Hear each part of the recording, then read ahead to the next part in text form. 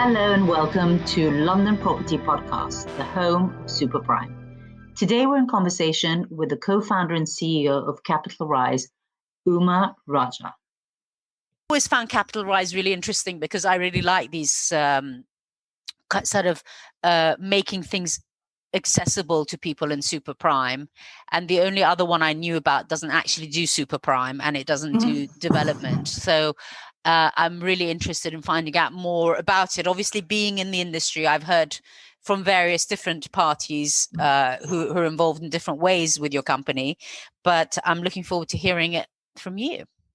Great. So CapitalRise was founded by myself, Alex Michelin, and Andrew Dunn. And Alex and Andrew are the ones that I guess came up with the idea to start off with. So Alex and Andrew are founders of a business, Finn Chatton. They're a very, very high-end property development firm. They've been going nearly 2 decades now, have done over 120 projects, delivered £2 billion worth of real estate under construction, over 120 projects, very successful business they've built as property developers, predominantly focused in the kind of prime and super prime space globally. And they realized that there was a massive gap in the market for finance for developers in general as a result of regulatory changes that kicked in after the financial crisis, but particularly underserved is the prime property developer market, which represented, them as developers. And in addition to that kind of gap in the market, also service delivery from traditional lenders was, typically very slow and quite a tortuous process. And as developers, there's this common feeling that kind of raising money and raising finance for your projects is one of the most painful parts of the development cycle. So they decided to found CapitalRise as a way of trying to kind of attack that need and build a lending business that was way more customer focused and, was very happy to lend to developers working in the prime and super prime real estate sector. So that was the kind of thinking behind the business. The other part, I guess, is how we fund our loans. So we have a range of different sources of capital that we use to fund our loans. And the thinking there was that historically, the only people that ever had access to this kind of caliber of real estate investment opportunity were either institutions or ultra high net worths, because the minimum ticket size to get involved was in the millions typically. So by developing a tech platform, which is, I guess, where I come in, my background is financial technology, and I've spent the last decade or so building digital platforms such as a CapitalRise platform, that we were able to democratize access to these types of investments.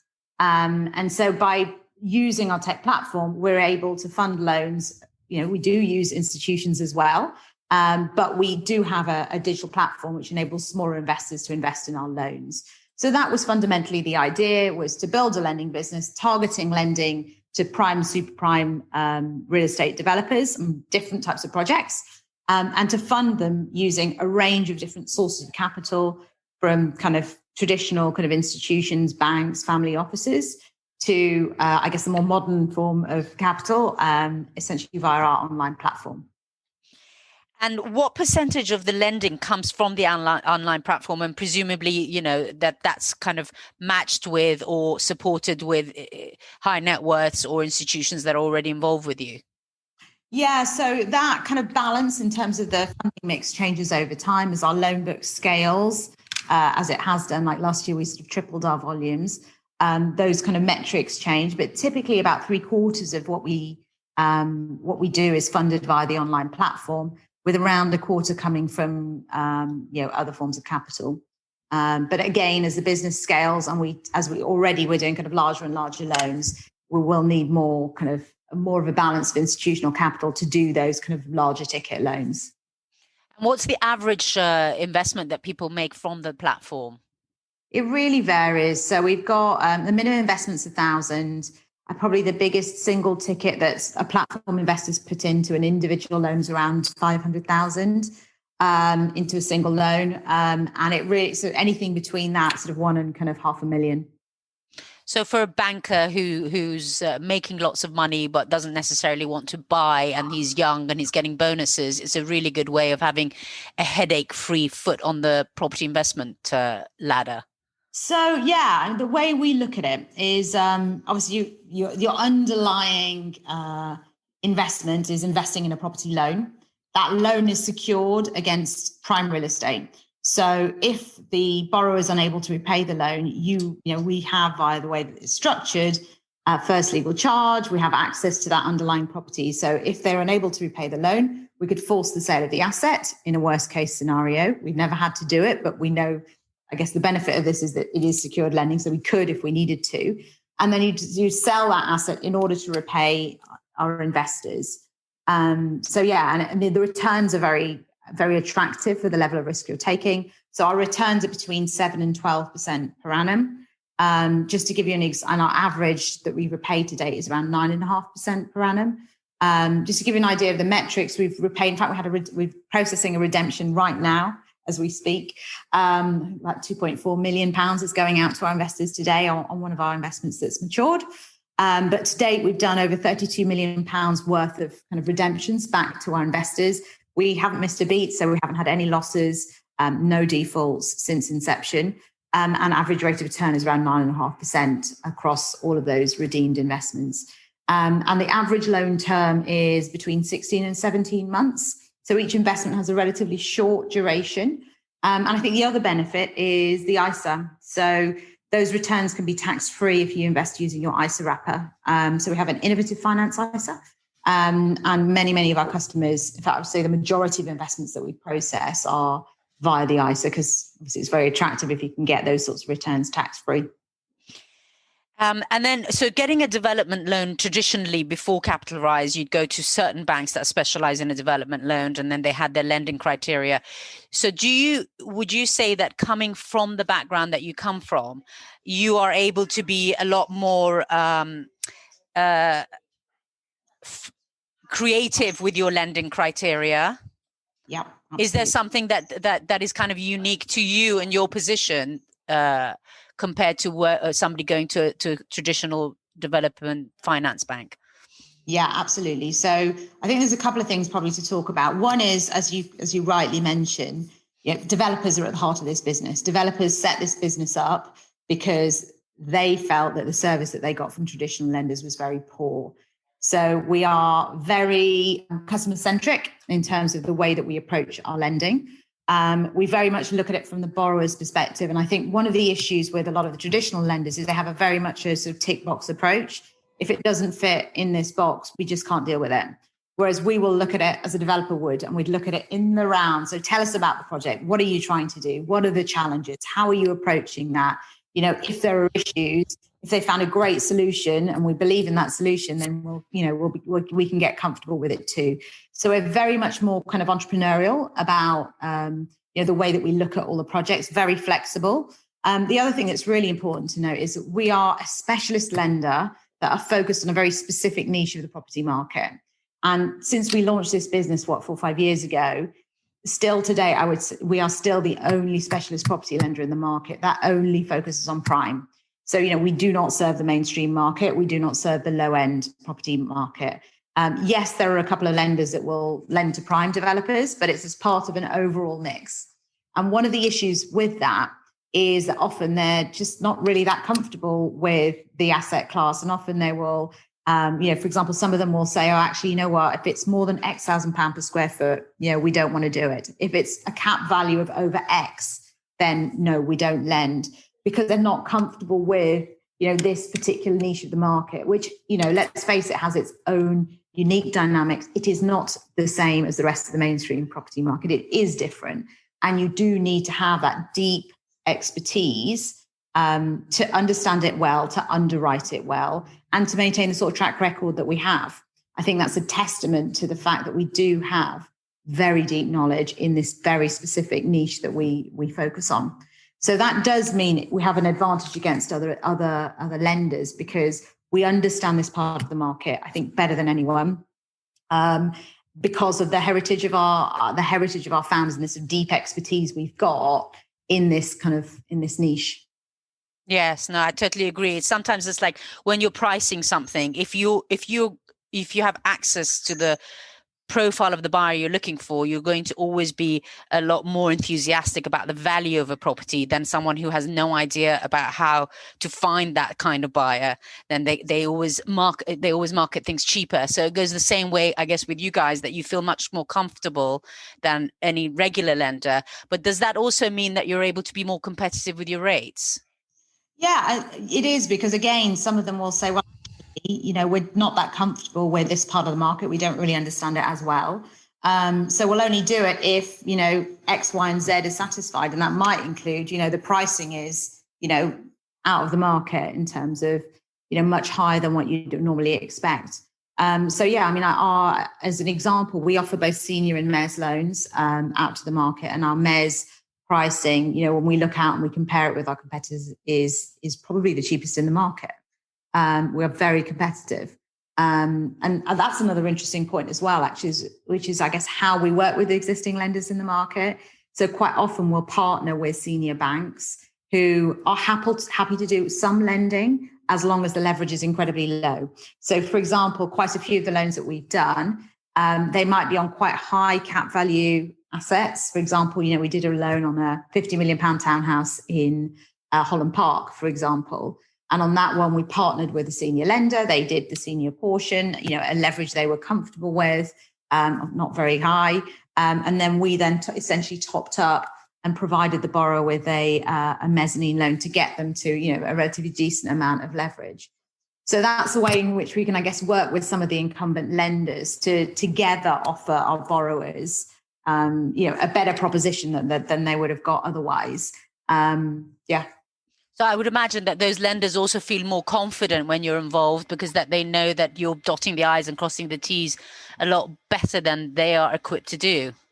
They do. And they get a lot of comfort, I think, from knowing that, Alex and Andrew and the rest of the team here are behind that underwriting team, that we are doing the due diligence. And we know, from a day-to-day basis, these guys are in the market, they're developing property, on a daily basis. They understand the market better than a traditional lender sitting in an office in Canary Wharf might do.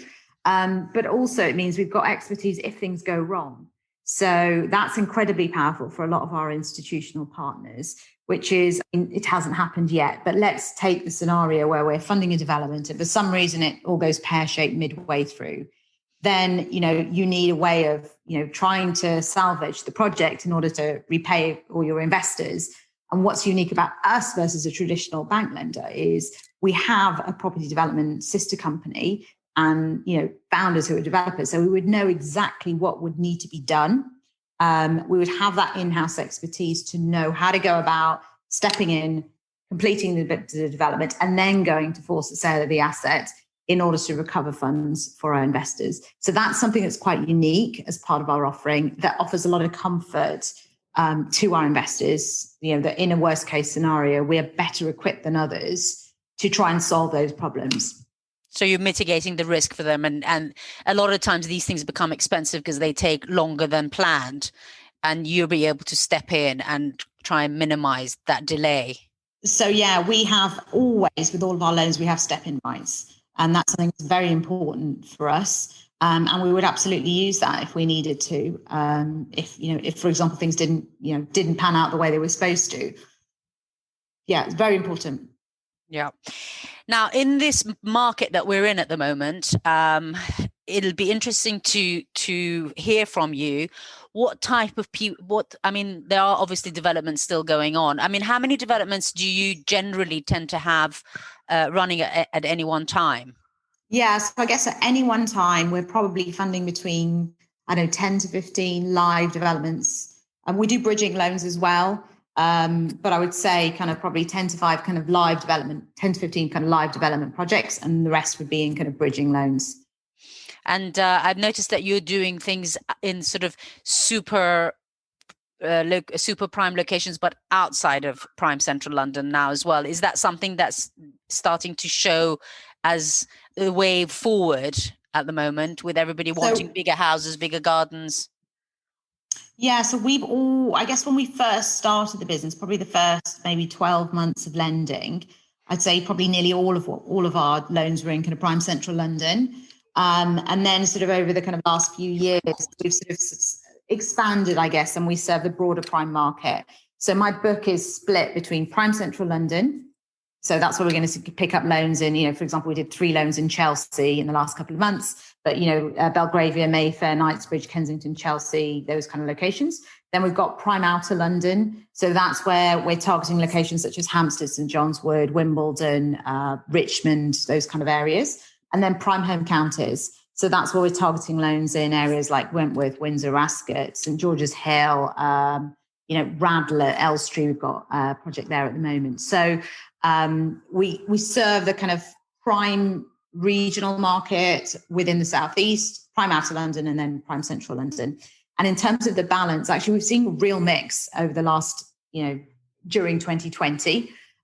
We're still doing seeing a lot of deal flow from prime central London. Now is a very attractive time to be buying assets if you're a developer and you're in the market. Again, I'll talk to you a bit about kind of PCL market and what's been happening and why the conditions are so strong. Prime outer London, again, seeing a lot of volume there. As you say, people starting to move out, looking for more space, looking for more outdoor space. And I think the prime home counties market it's already showing signs, but I think it's going to be incredibly buoyant as a result of COVID, because I think a lot of people are accepting now that probably remote working is here to some extent for the future. And so they aren't going to need to do those 5 days a week commute into the city. So why wouldn't they move a bit further out and accept a longer commute if they know they're only coming in a couple of days a week? So definitely you're already seeing that behavior impact the market, but not at the extent that, not to the expense of prime central London, seeing a decline. So if somebody brings you a project now, I guess one of the interesting questions would be to ask a developer, who are you developing it for? Mm-hmm. What's the target market? Has the target market changed, or is it still the same? So, again, for example, we have a podcast, which I love recording, actually. We speak to various different people from within the industry just on kind of what they're seeing in the market. Yeah. So I recorded, I think last episode was last week. It was really interesting. So we're talking to an agent in the prime real estate market. And I think, and again, I was to kind of like Frank Savills to see what they were seeing as well. And I think what they're seeing is that, it's the same kind of clientele, be that local, very wealthy individuals looking to acquire and develop assets in, the kind of, and developers in kind of prime areas.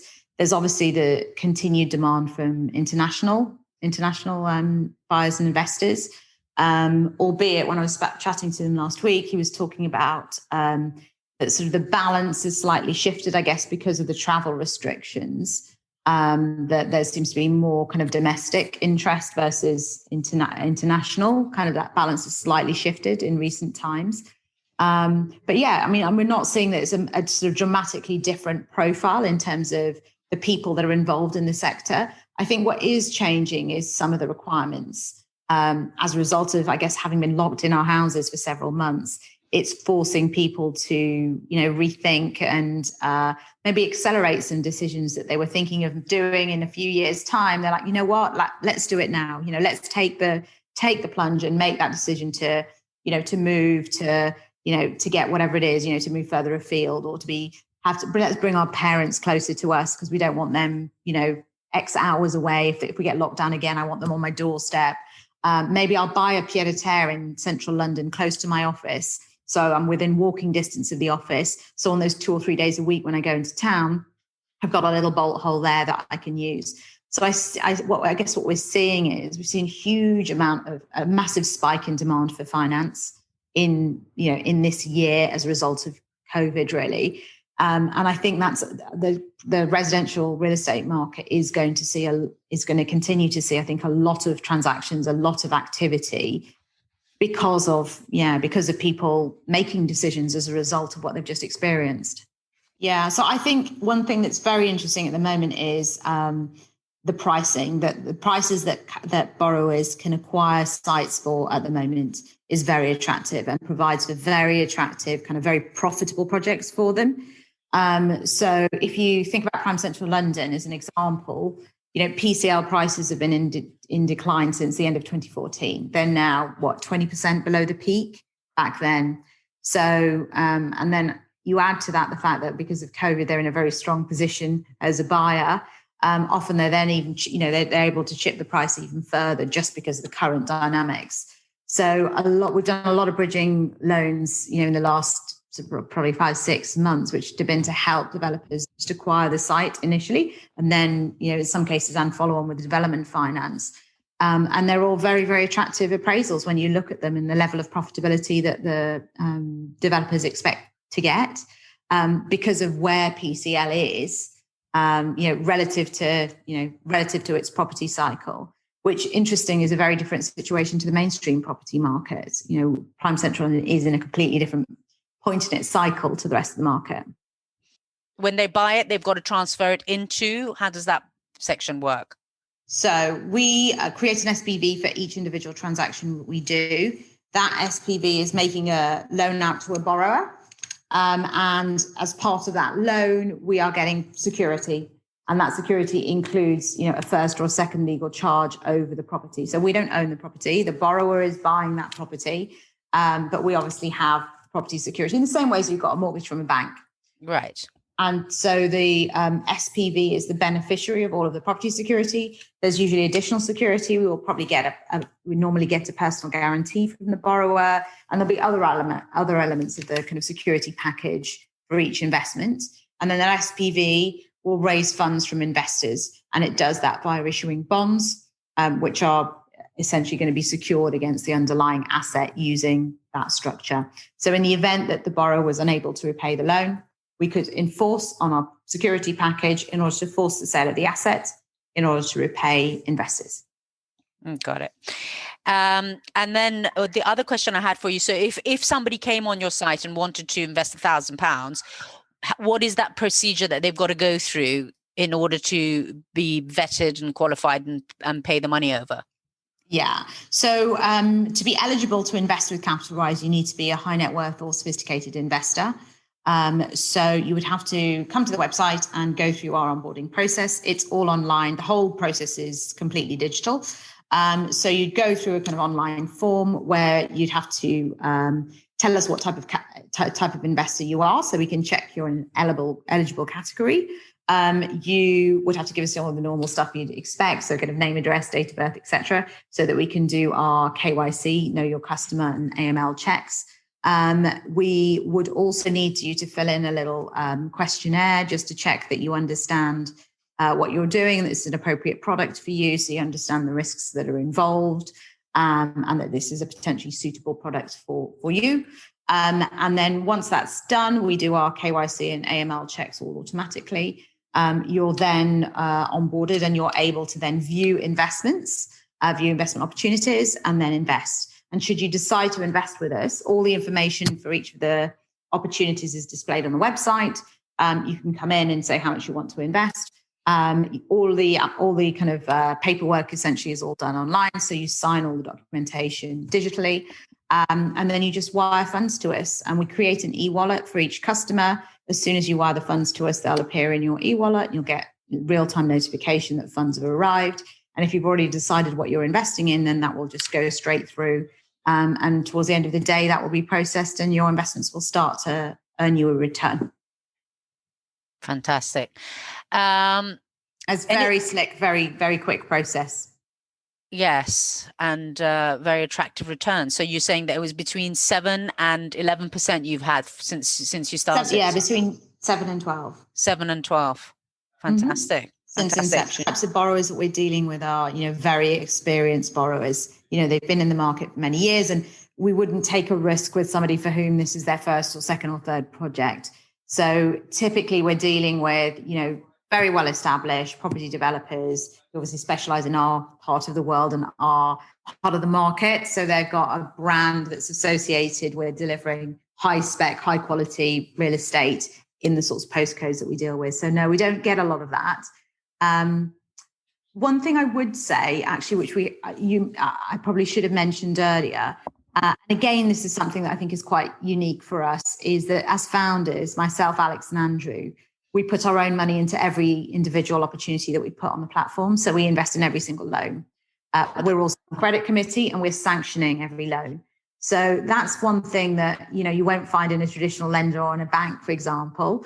And I believe that's really important, because I think, ultimately we are the decision makers, and we would never therefore put anything forward for funding that we didn't feel 100% happy with ourselves, and, be 100% happy to invest in personally.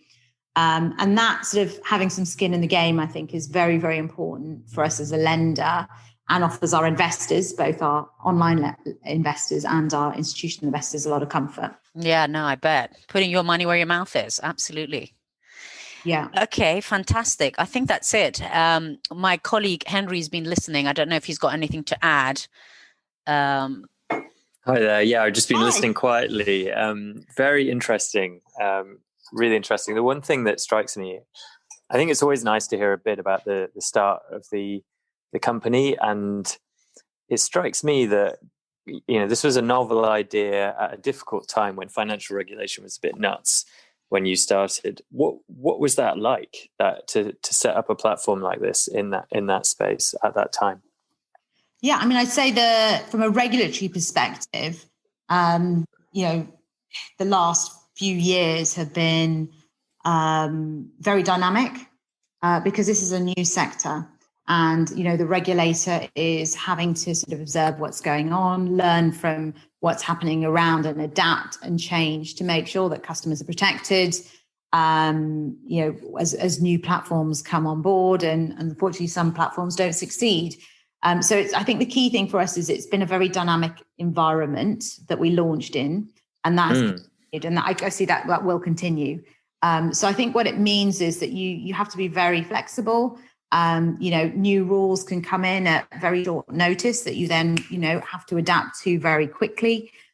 So the importance for us is to kind of maintain our agility. And in a way, it's probably good for us, right? Because, when you're a young firm, you're naturally quite flexible and fast moving and quite agile. So I think, it's worked very well for us that we kind of kept that culture, even as we've scaled and we're doing more and more loans and we have more and more customers. We've kept that sort of very, the ability to move at pace so that we can react to changes as they come. So a good example is in January this year, some restrictions were brought in that changed the types of investors we were allowed to market to. And so prior to January, we were able to market to a much broader group of investors. And now, since January the 1st, we're only allowed to market to high net worth investors and sophisticated investors. And that piece of regulation came in like at the end of November and needed to be implemented by the 1st of January. So it was a very, very quick turnaround to adapt business, adopt all over Christmas, doing New Year's Eve, so that everything could be ready on January the 1st. So you have to be able to react very quickly. Yeah. But if you have a very robust business model, then you can manage things very well. Mm-hmm. Mm-hmm. Does it matter what country people are logging on from?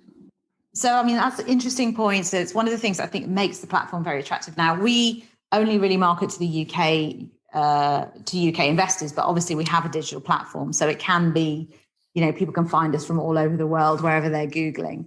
And we have got, international investors on board. We serve the UK market, we serve the European market, and we can serve certain non-UK jurisdictions. It very much depends on the country and the level of, financial risk involved in certain jurisdictions. But yes, we can serve certain non-UK markets. And that's amazing, right? So, for example, we have an investor, for example, who invests quite a lot with us, is based out in New Zealand, for example, and found us online. Just thought, wow, you've got a property in Eaton Square. I'd love to get involved. I know the location. I went to the university in London. I know the location very well. And from from my mobile phone, sat on my sofa, I can do all of this. No hassle at all. And we've even got one investor, for example, who travels around on a boat for a lot of the year, and he loves that everything can be done via his mobile as long as he's got some sort of signal. He can invest, he can see his portfolio, he doesn't need to be faxing paperwork or, it's very, very slick. Well, that's the thing about super prime, isn't it? It's like, so long as you've got a proximity to Harrods, a lot of people know where it is. And that, I guess that's one of the things that makes it our type of product very attractive. You know, you can invest in a project on the Strand, in Knightsbridge, Mayfair, like iconic locations that are known, all over the world. If you've ever played Monopoly. Yeah, exactly. You can buy the Monopoly board. Well, listen, thank you so much for your time, Umah. It was really, really interesting. Well, I hope you enjoyed that as much as we did. If you have any questions or you'd like to be put in touch, please email us on info@londonproperty.co.uk.